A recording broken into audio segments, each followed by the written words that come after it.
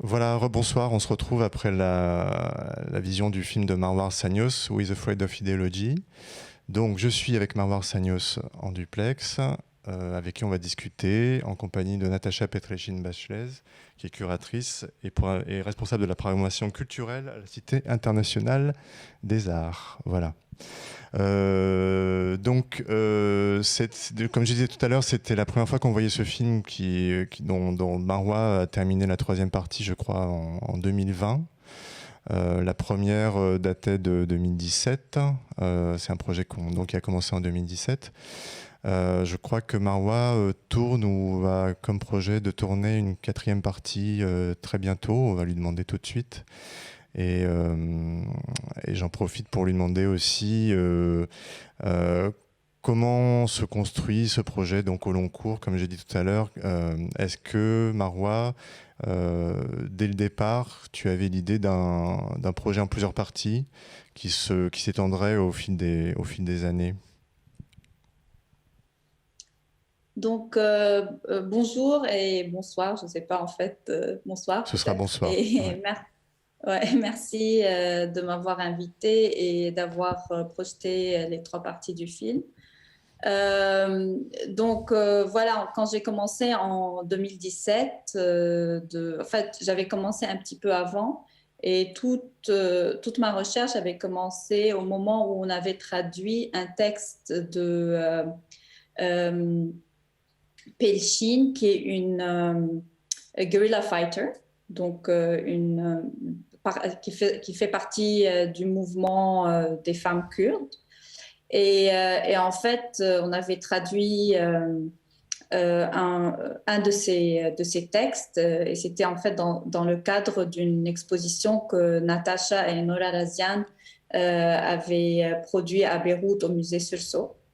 Et on avait fait une séance de lecture autour de ce texte. Et donc, c'est là que vraiment j'ai commencé à réfléchir à des questions qui ont à voir avec l'intersection des paradigmes écologiques et féministes. Et donc, on peut dire que tout le projet a commencé en 2016 et un peu avant le tournage. Et donc, quand j'avais été en Irak, au Kurdistan irakien en 2017, j'étais déjà en conversation avec plusieurs membres du mouvement des femmes kurdes. Et en même temps, je ne savais pas exactement où ça allait mener, donc c'était vraiment une conversation très ouverte. Et pour moi, l'important, c'était vraiment d'apprendre et de pouvoir comprendre c'était quoi ou comment se former leur paradigme politique et écologique et féministe.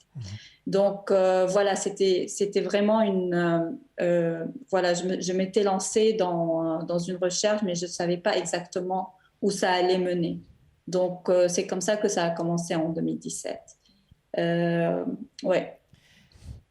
Donc j'avais pas planifié Ouais. de faire une série de films ou bien un film en série, en plusieurs chapitres. Et donc il y a bien une quatrième partie en prévision?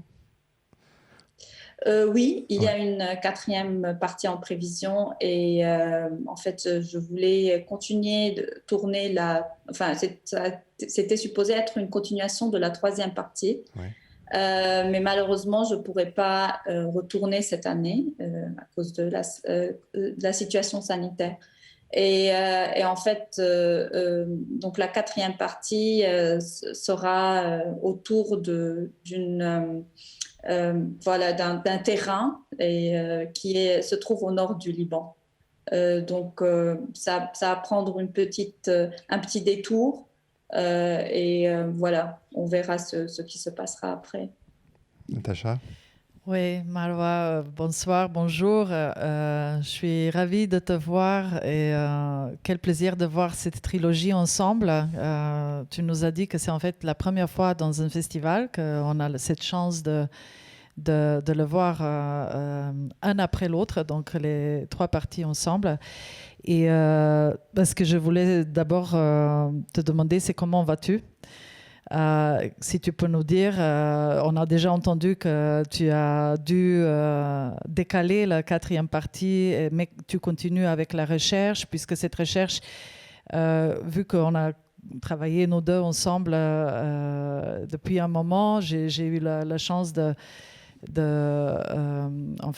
suivre cet développement en fait, de cette pensée qui t'a amené à faire ces films. Et peut-être j'aimerais bien te demander comment vas-tu, mais aussi que tu puisses nous dire qu'est-ce que ça... Voilà, tu es à Berlin en ce moment, tu es quelqu'un qui vient de Beyrouth, qui est intrinsèquement lié à cette ville, à ce pays. Comment ça va pour toi en tant qu'artiste, en tant que cinéaste, vidéaste, dans ces conditions-là? Comment tu continues à travailler? Moi aussi, je suis très ravie, Natacha, d'être en conversation avec toi encore une fois. Et vu que aussi tu as suivi le projet dès le début et qu'on a eu plusieurs conversations, plusieurs endroits en fait par rapport à ce projet.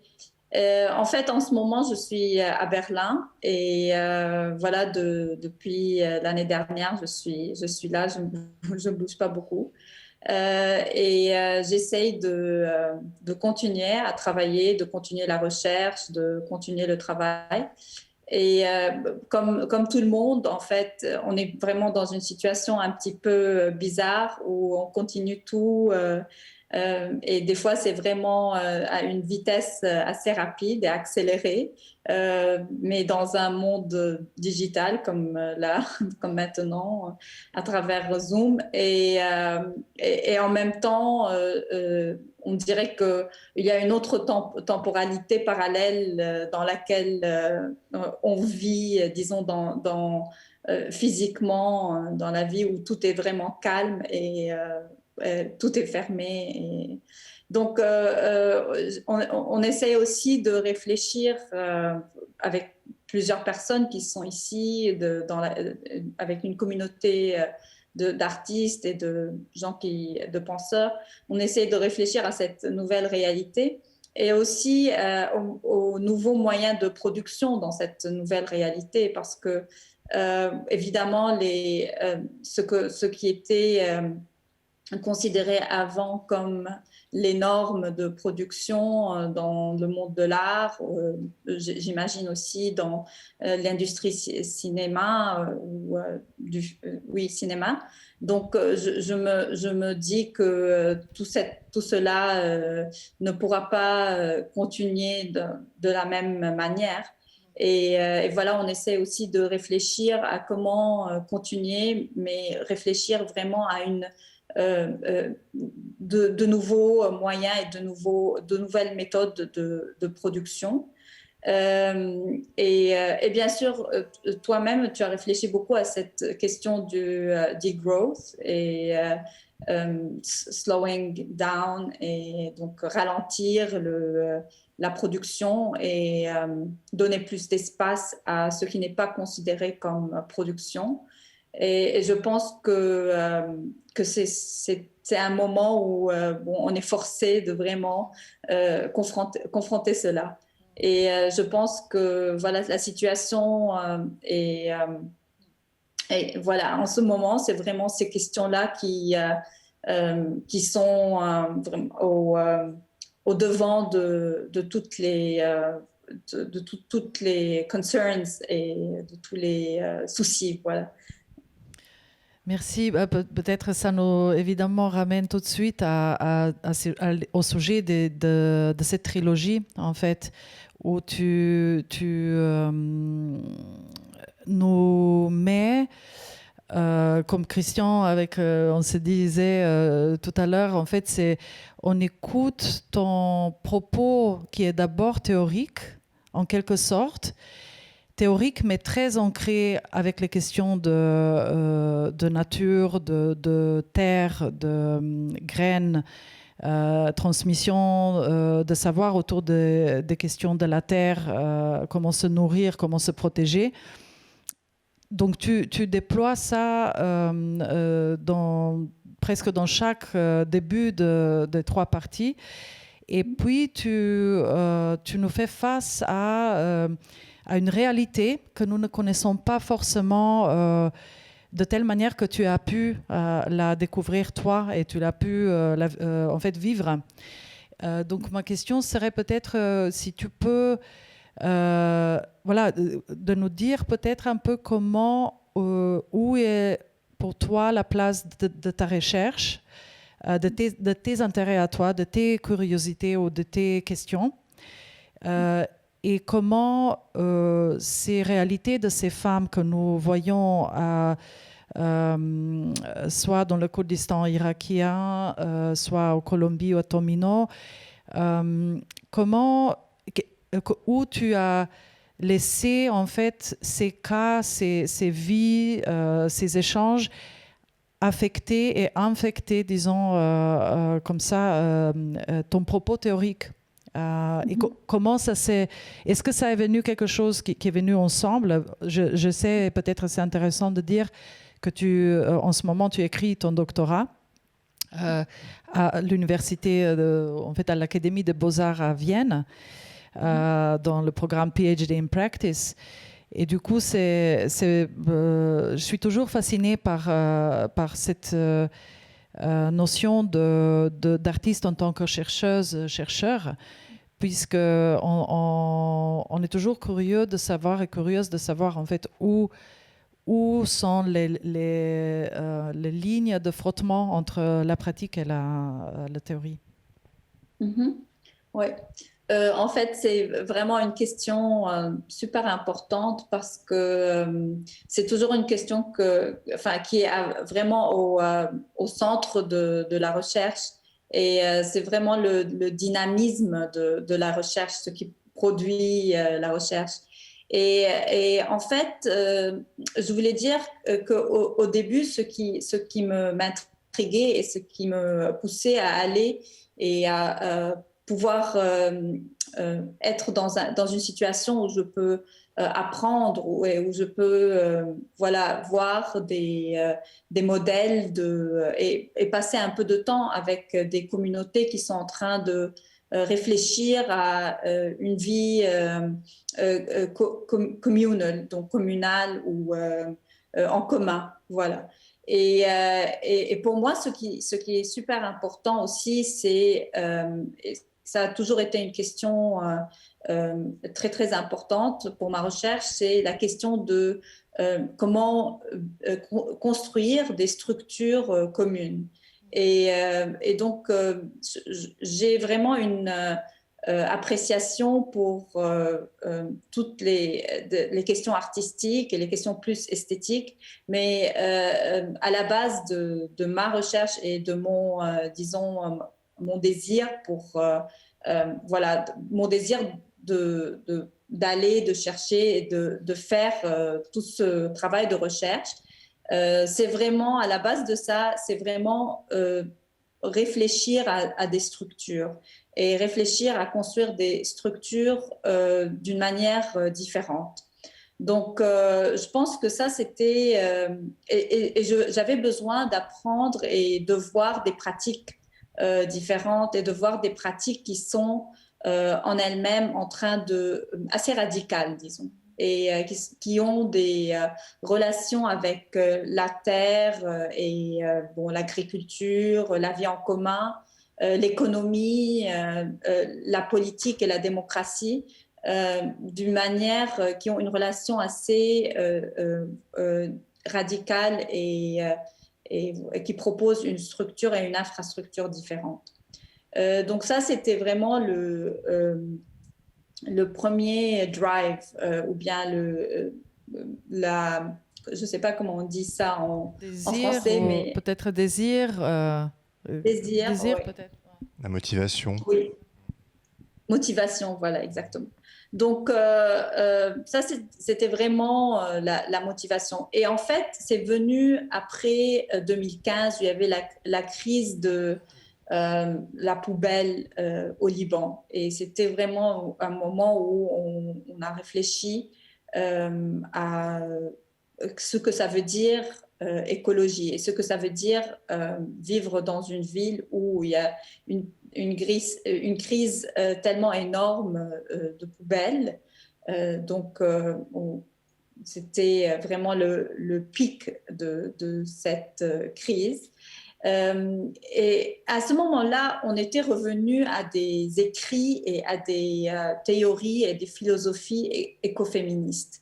Donc, c'était vraiment un moment où on avait un besoin de réfléchir de lire et de repartir vers des productions, des théories, des littératures, des textes écoféministes. Et repenser à cela, à ces textes, et repenser à ces théories au présent, en fait, et comment elles pourraient être utiles.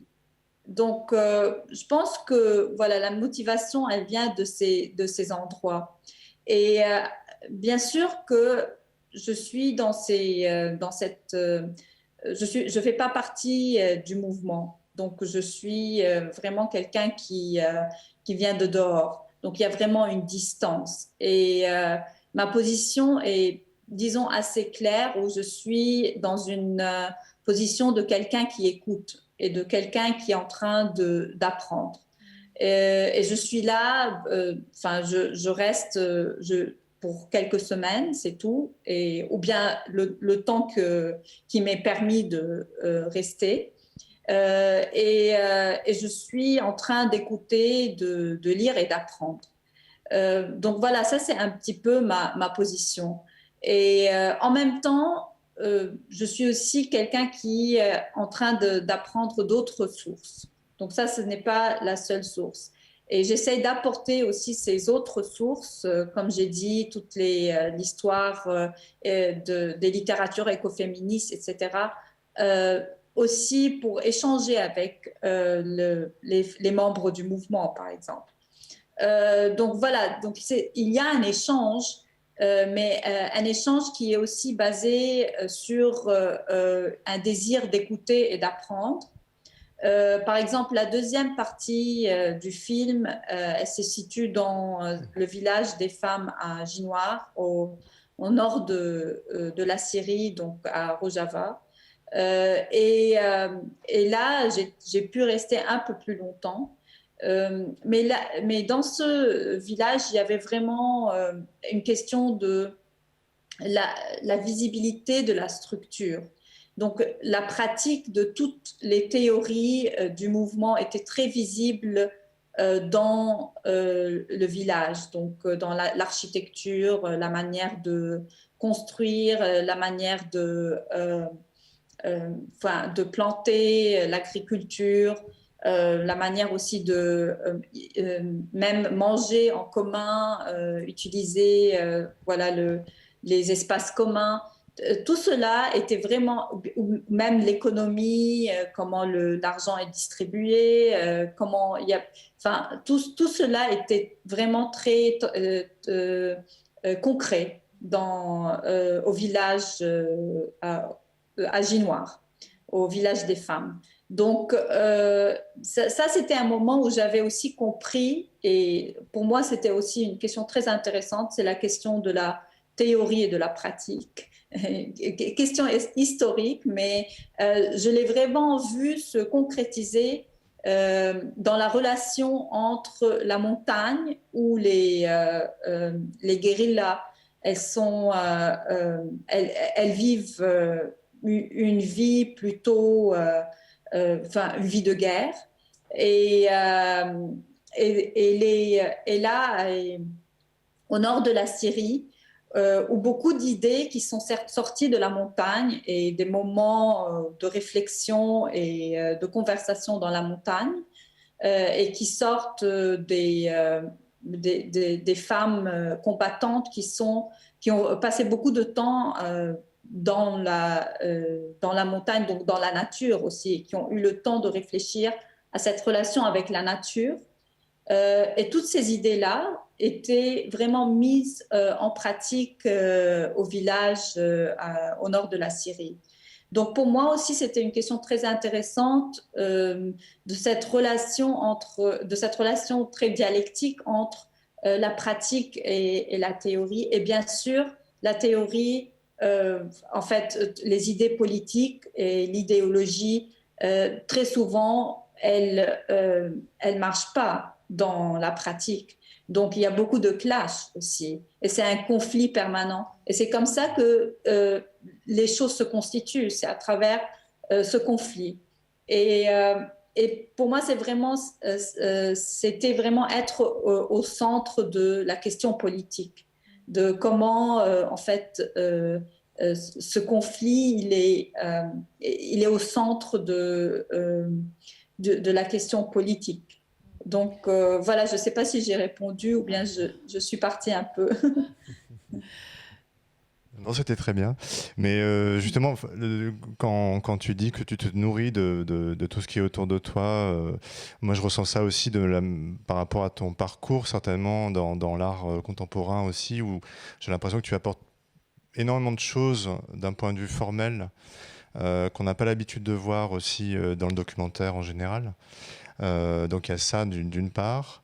Où à chaque fois, la forme est remise en cause. Dans chaque partie, j'ai l'impression que c'est autre chose qui est en jeu.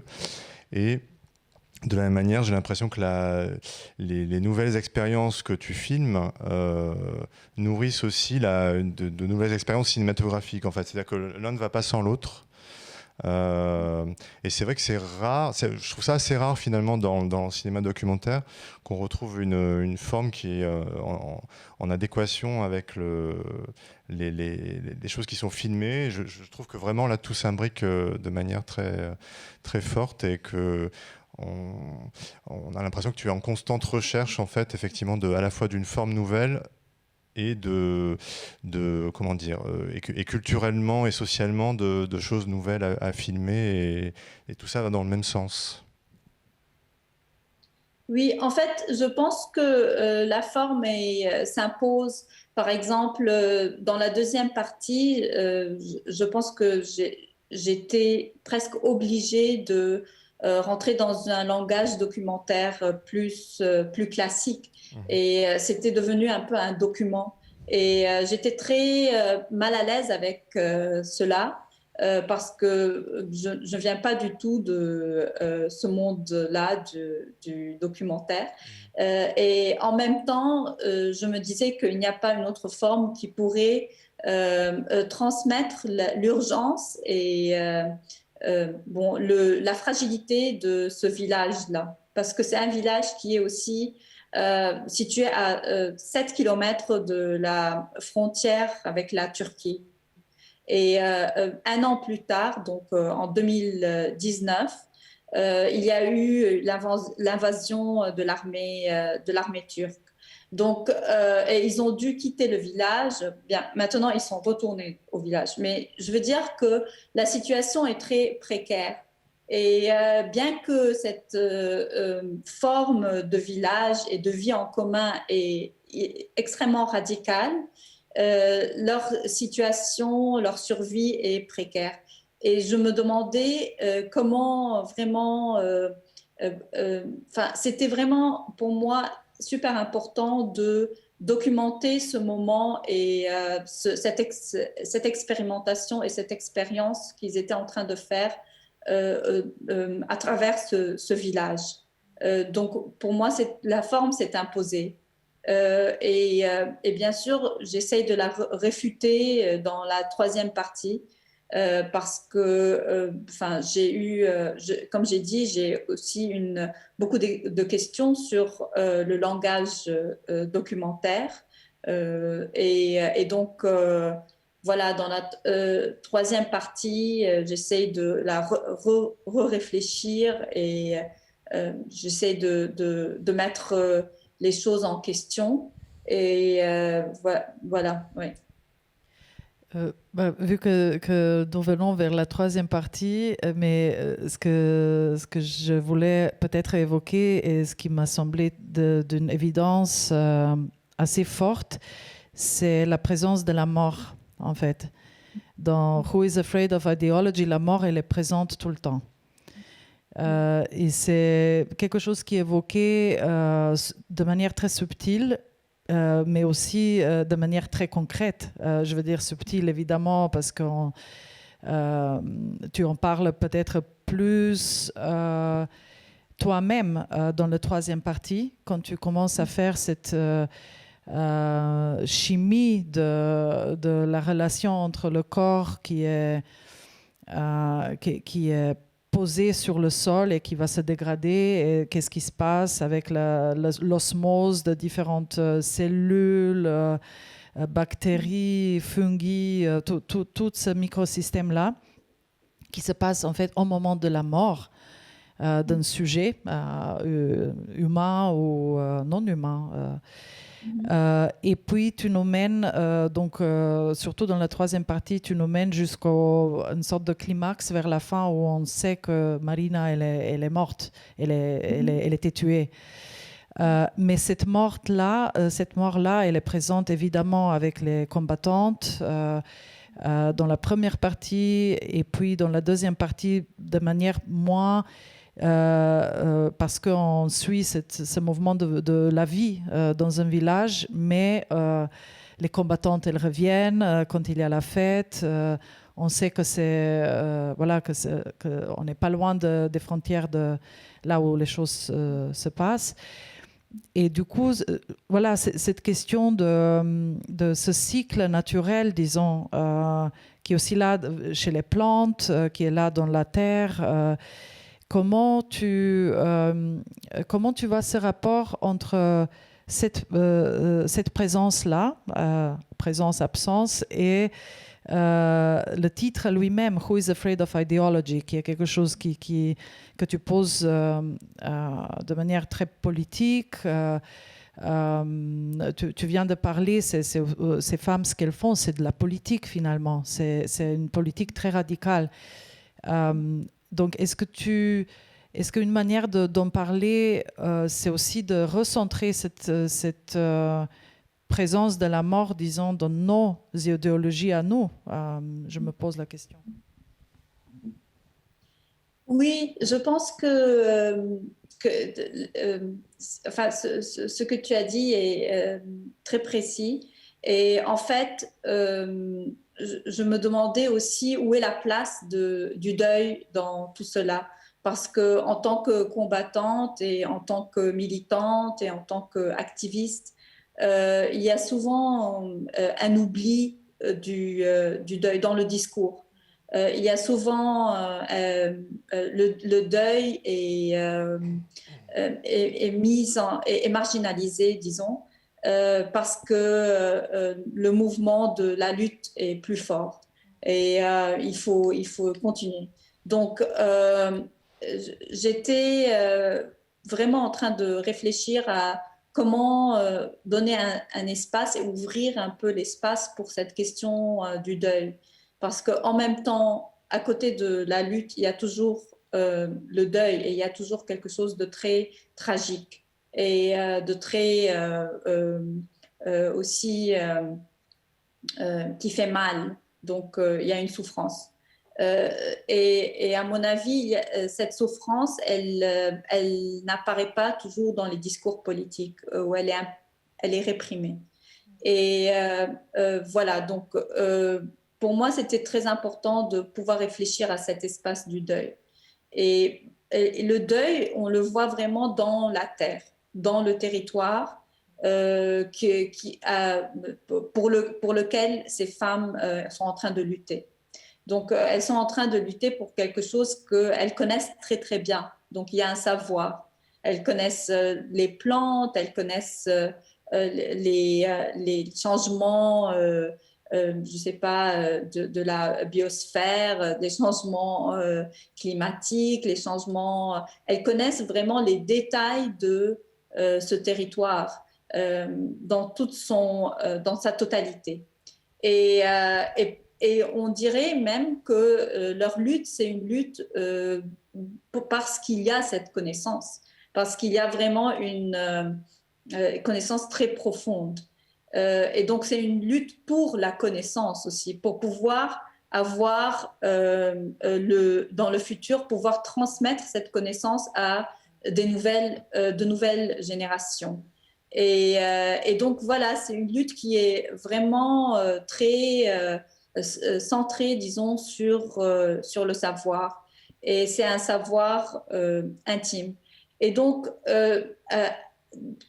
voilà, et cette terre même, mais aussi, ces femmes savent le deuil et voilà, la mort que cette terre contient. Donc, dans la première partie, à la fin de la première partie, il y a l'image des cimetières qui sont couverts par la neige. Donc, il y a juste les bouts des tombes qui apparaissent. Et dans la troisième partie, il y a cette question de la décomposition des corps. Et par rapport à la troisième partie, j'étais déjà en train aussi de lire beaucoup la philosophie des sciences. Donc voilà, des textes qui ont rapport avec la philosophie de sciences. Mais aussi, j'étais en train de lire beaucoup de nouvelles matérialistes ou nouveaux matérialistes. Donc voilà, et il faut dire que j'ai été vraiment influencée par toutes ces lectures et par cette idée de la relation entre l'humain et le non-humain, qui est une relation aussi très dialectique. Et la limite, la limite des corps humains par rapport à la loi et par rapport aux non-humains qui ne sont pas considérés par la loi. Donc voilà, il y avait beaucoup d'idées qui venaient des écritures féministes, des nouveaux matérialistes ou nouvelles matérialistes, je ne sais pas comment c'est traduit en français. Et par exemple, c'est bien nouvelle matérialiste. J'aime beaucoup parce qu'il y a en effet les new materialism, c'est en anglais, mais en effet, on va rester avec nouvelle matérialiste. Oui, donc voilà, comme par exemple Karen Barad, ou bien aussi, j'étais en train de lire des textes de, comment ça s'appelle, j'ai lu aussi beaucoup de historical materialists, donc de matérialistes historiques aussi, donc voilà, et donc, aussi de Rosie Braidotti, j'étais en train de lire. Donc, j'étais influencée par pas mal de ses écrits. Et donc, oui, voilà. Et tu peux nous aussi dire comment tu as fait cette arche entre Rojava, donc Irak déjà, Rojava, ça, disons, c'est quelque chose qui est peut-être plus... on comprend plus facilement parce que c'est une même communauté, donc kurde, qui est touchée, qui essaye de mettre en œuvre en fait une autre politique, une autre législation, un autre rapport à la terre à travers les femmes. Et puis, comment tu as j'imagine, regardé peut-être à travers cette prisme que tu mentionnes aussi dans le film de législation autochtone. C'est pour ça que tu as, par exemple, choisi d'aller en Colombie. Quelle était, disons, la raison de choisir cette communauté-là et pas une autre communauté, par exemple, une autre autochtone? Quelle démarche tu as fait? Juste un instant parce que ça devient très très sombre ici et il faut que je mette la lumière, excusez-moi. Les avantages du direct. La nuit tombe. Voilà. Ouais. Voilà. Donc en fait, il faut que je revienne à un moment à la convention des femmes agricoles et écoféministes que j'ai organisée durant la Biennale de Varsovie en juin 2019. Et là, j'ai invité 17 femmes de communautés, et de communes et de coopératives différentes. Une des coopératives, c'était la coopérative au sud de la Colombie, au sud de Tolima. Et en fait, j'ai travaillé avec une organisation qui s'appelle Grupo Semillas. C'est la grain. Je pense que ça veut dire Semillas, c'est les graines. Donc, le groupe graines. Et cette organisation travaille avec plusieurs communautés dans tout le pays. Et en fait, elles ont invité, Grupo Semillas a invité des femmes de plusieurs communautés autochtones pour venir à cette convention. Et là, j'ai rencontré toutes les femmes différentes. Et on a commencé à la conversation qui continue. Et en fait, ce qui est vraiment très très beau, c'est que les femmes, il y avait des femmes de plusieurs de pays différents, de la Syrie, du Liban, de la Turquie, mais aussi de la Pologne, l'Allemagne, donc de plusieurs endroits. Mais les femmes kurdes et les femmes qui venaient de la Colombie avaient le même discours.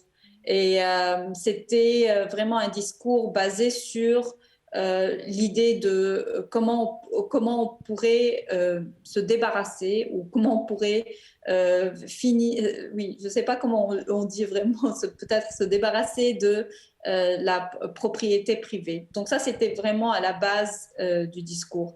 Et ils étaient en train aussi, c'est dans leur mouvement, ils ont tout un système d'appropriation de terrain, réappropriation de terrain. Voilà, donc ils avaient un discours en commun par rapport à cette question de réappropriation de la terre et comment deprivatize, donc déprivatiser la propriété, ou la propriété privée. Et donc, pour moi, c'était vraiment quelque chose de... leur discours politique allait dans la même direction, et aussi vis-à-vis la question féministe. Donc, ils étaient aussi...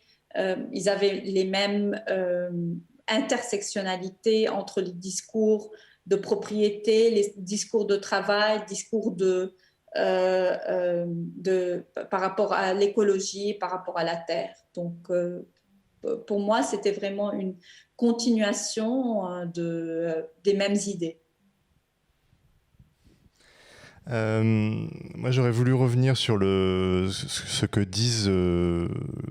dit ton travail en fait à travers ce film sur le réapprentissage de notre lien à la nature, en fait, qui me paraît très très important en ce moment.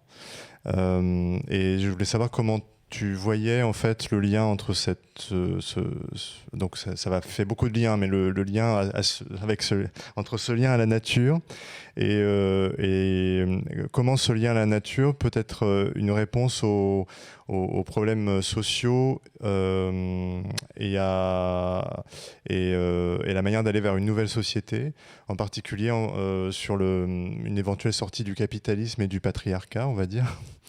Donc c'est dans la mouvance d'un certain écoféminisme, on va dire. Est-ce que tu penses que c'est forcément quelque chose de lié? Est-ce que c'est en passant par ce lien à la nature qu'on peut arriver à changer à la société? En fait, c'est intéressant de réfléchir à cette question à travers la question de comment est-ce qu'on peut bouger les structures patriarcales. Et c'est une question de petits tremblements, en fait, et des tremblements qui sont... et en fait, quand on pense à la question des structures patriarcales aussi, on peut penser à combien ces structures sont rooted, donc Enraciné. enracinées, mais combien aussi elles enracinent, donc elles enracinent les sociétés. Et à mon avis, c'est là la difficulté de faire, de bouger ces structures-là. Je pense que, par exemple, pour les femmes au village, ou bien ce modèle de politique, c'était nécessaire de construire un lieu où les hommes ne peuvent pas rentrer. Donc, c'est vraiment une société séparatiste. Et pour elle, ça, c'est vraiment la seule manière de répondre à cette structure patriarcale ou la faire trembler. Parce que bien sûr, ça fait peur et les hommes, ils vont se sentir exclus et il y aura déjà une certaine réaction, disons, par rapport, ou bien vont se sentir en danger. Donc, voilà, les représentants des structures patriarcales se sentiront en danger. Donc, je pense que ça, c'était des petits tremblements. Mais quelque chose que j'ai beaucoup appris de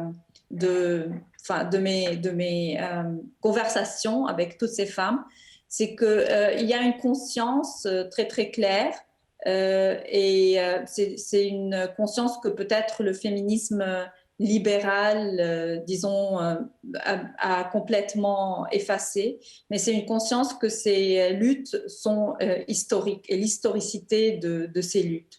Donc, les luttes, elles vont jamais finir. C'est presque quelque chose qui s'arrêtera pas, qui sera pas résolu.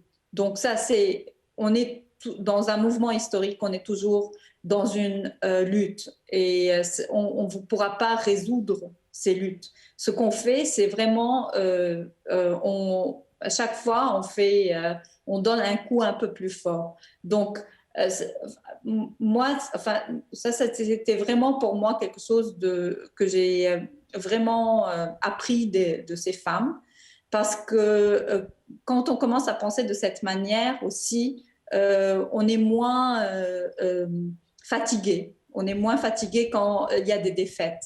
Et comme il y a beaucoup de défaites, mais il y a aussi beaucoup de victoires, mais il y a quand même, il faut apprendre à comment prendre ces défaites et comment les vivre. Et donc, quand on a cette conscience-là d'une historicité des luttes, je pense que c'est un moyen de comprendre les défaites autrement et la lutte autrement.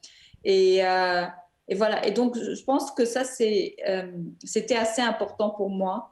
D'un autre côté aussi, ce qui était très, très important, et là, c'est aussi en contradiction avec un féminisme libéral et les politiques libérales, c'était la question aussi de l'écologie, de comment repolitiser l'écologie comme un centre à côté des autres luttes aussi. Donc, ce n'est pas quelque chose voilà, c'est juste un discours qui a un discours de, je ne sais pas, recyclage ou bien manger comme ça. C'est pas juste pour les consommateurs. Donc, c'est vraiment quelque chose qui a à voir aussi avec, comme je l'ai dit avant, avec une connaissance d'un certain territoire et une connaissance d'une certaine ce qu'on appelle nature. Donc voilà, et je pense que recentrer la question de la nature à côté des autres luttes comme quelque chose de politique et de survie. Pour moi aussi, ça c'est quelque chose que j'ai appris des femmes. Donc, comment ce n'est plus quelque chose qui est mis à part ou qui est environnemental, ou bien on va sauver la nature, ou bien on va vivre plus en vert, le green capitalism.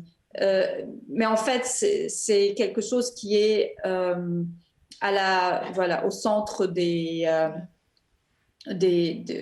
d'une certaine survie pour une certaine classe et pour des gens qui, par exemple, pour des gens qui sont des citoyens de seconde classe. C'est en fait, tu dis le mot intersectionnel, qu'en ce moment, le gouvernement français tremble devant ce mot et devant ce que ça pourrait représenter d'enseigner selon cette méthode tellement importante et tellement enracinée aussi dans les luttes citoyennes. Donc on est vraiment dans les temps très contrastés. Ici, comme tu as demandé avant, comment on a commencé à parler, comment ça va en France, voilà, il y a une réalité aussi par rapport à ça.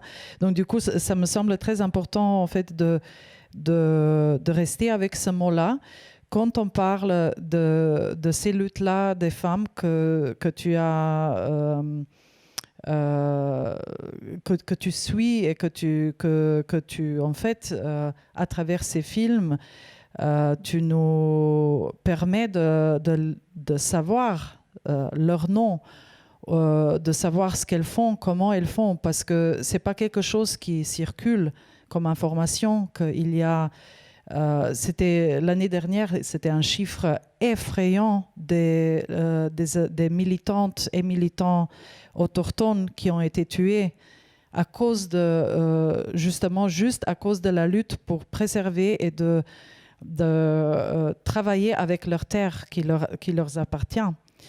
Et du coup, ça renvoie évidemment à ce côté intersectionnel, nous ramène à toute l'histoire de colonialité, de colonialisme, avec laquelle l'écologie est très, très, très liée. Surtout le green capitalism, qui essaye d'extraire de ça. Je trouve que tu nous montres vraiment en témoignage, en fait, de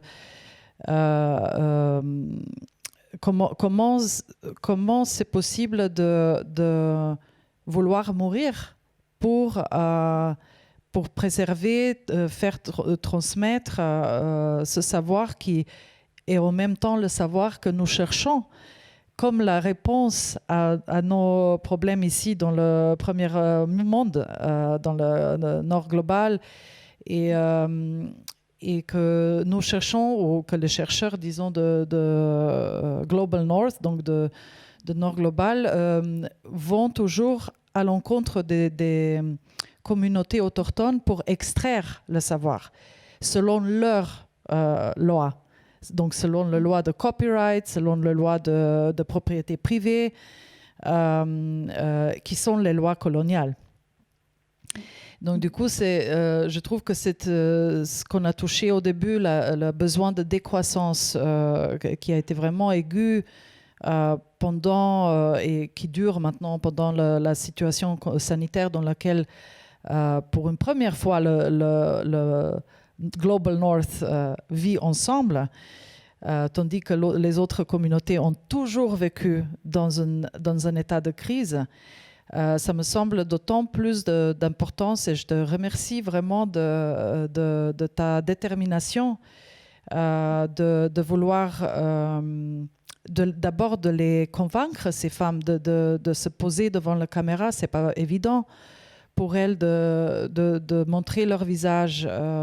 Si elles sont liées avec les activistes, ça peut être très dangereux. Aussi, j'imagine, pour elle, quand cette femme nous chante sur son chemin, je veux dire, tout est là. Donc, voilà, donc je voulais peut-être juste, bon, à part de te remercier, c'est de peut-être dire comment elle voit, disons, la responsabilité par rapport à ce que tu leur proposes à faire, voilà, peut-être leur position par rapport à ce que tu fais. Donc, en fait, par rapport au mouvement des femmes kurdes, elles aiment bien en fait être vues. Donc elles comprennent un petit peu la question de la visibilité par rapport à leur lutte. Et donc elles aiment bien parler, elles aiment bien aussi communiquer leur idéologie, leur politique et les questions de survie et les questions aussi oui, voilà, les questions plus larges de leur communauté. Et donc, quand je leur ai dit que je suis en train que je voulais faire un film et que je voulais... donc, c'était vraiment elles qui m'ont conseillé avec qui je devrais parler. Donc, je pense que dans leur organisation, elles sont très conscientes de la force, disons, de la circulation de leurs idées. Et, et puis, bien sûr, elles m'ont demandé si on pouvait collaborer sur un autre travail qu'elles étaient en train de faire, tout cela. Donc, avec elles, je pense que c'est vraiment une question de, disons, si on est convaincu par leur discours et par leurs propos, on devient un peu partisan. Donc, c'est un peu une idée donc on devient un peu partisan, même si on n'est pas dans le mouvement, mais à travers les films, à travers les textes, tout cela. Et après, à travers une production culturelle. Et donc, je pense que cette question de la production culturelle est très présente dans leur mouvement. Et bien sûr, elles aussi, c'est des écrivaines, des théoristes, des penseuses, tout cela. Et aussi des stratégistes de guerre. Donc, dans leur... elles ont des livres et des archives sur les guerrières. Elles ont des archives, des notes de guerre, des textes sur des stratégies militaires, tout cela. Et voilà. Et alors que par rapport à la communauté en Colombie, quand je leur ai dit que je voulais faire un film, elles étaient aussi assez, disons, enthousiastes. Il y a des femmes qui n'ont pas voulu parler. Donc, il y a des femmes avec qui j'ai donc fait des interviews et avec qui j'ai parlé longuement, qui m'ont dit que le matériel, c'est juste pour mes recherches à moi, mais pas pour le film, parce que voilà, elles peuvent pas montrer leur visage ou bien. D'ailleurs, là, ça s'est aussi passé au Kurdistan. Enfin, j'ai rencontré beaucoup de femmes qui ne se montrent pas, qui se rendent pas visibles à travers des images, à travers la télé, tout cela. Donc voilà, donc c'était vraiment après une conversation bon, alors après le film il se fait pas en collaboration. Après je leur ai envoyé le film, voir ce qu'elles pensent, mais bon, enfin ce n'est pas le genre de pensée de production filmique qui travaille avec les sujets qui apparaissent dans les films ou bien. Donc, je n'ai pas pensé à cette structure-là, bien que c'est quelque chose qui m'intéresse aussi. Mais comme je suis toujours dans je pense que ça doit être aussi un tournant dans les modes de production. Parce que je suis dans des modes de production très serrés et aussi dans des budgets assez serrés. Et je pense que je réfléchis bien sûr à des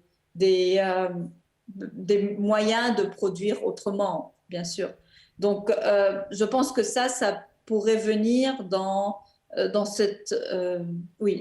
une structure de production différente aussi. Donc, c'est quelque chose auquel il faut réfléchir. Mais oui, mais bon, alors la relation avec... c'est une relation assez distante, disons. C'est une relation de connaissance, d'échange, mais ça reste toujours une relation distante. Et peut-être la dernière chose que je dirais à ce propos, c'est que, bien sûr, pendant la convention que j'ai organisée à Varsovie, il y avait aussi beaucoup d'étages, disons, de layers, différents types de discours. Donc, différents types de discours donc, il y avait aussi des avocates, il y avait aussi des théoriciennes, il y avait des femmes qui sont plus dans la pratique agricole. Donc, voilà. Et pour moi, cet échange-là, il est le plus important, de pouvoir mettre tous ces langages et ces discours en dialogue. Marwa, je voulais me joindre aux remerciements de Natacha pour ce film et pour le travail que tu fais, pour relayer la parole de ces femmes. Je crois que c'est très important que ces actes et cette parole circulent le plus possible. Et on est déjà arrivé au bout. Et voilà, donc je te remercie d'avoir participé à cette discussion. Natacha également. Oui, merci Marwa et à très vite pour la lutte. Merci. Donc, alors demain, on continue dans le Front populaire avec une autre Natacha qui a réalisé, Natacha Thierry, qui a réalisé un film qui s'appelle Rêve de Gotokuji par un 1er mai sans lune, qui est un titre presque misogynoir. Et c'est un journal qu'elle a tourné, en fait, un journal très politique qu'elle a tourné dans les premiers jours de mai 2020 et dans les derniers jours du confinement en France. Voilà, donc ça va être très intéressant aussi. Donc à demain à 20h30 et merci beaucoup encore à Natacha et à Marwa. Au revoir Marwa. Ouais. Au revoir, merci à vous. Juste, je veux aussi vous remercier. Merci pour cette conversation. Et oui, désolée un petit peu pour mon français, mais je ne parle plus tellement souvent, donc voilà, c'est un peu cassé. It was just perfect. It was perfect. Thank you very much. Okay. Merci. Bye bye. Ciao, bye.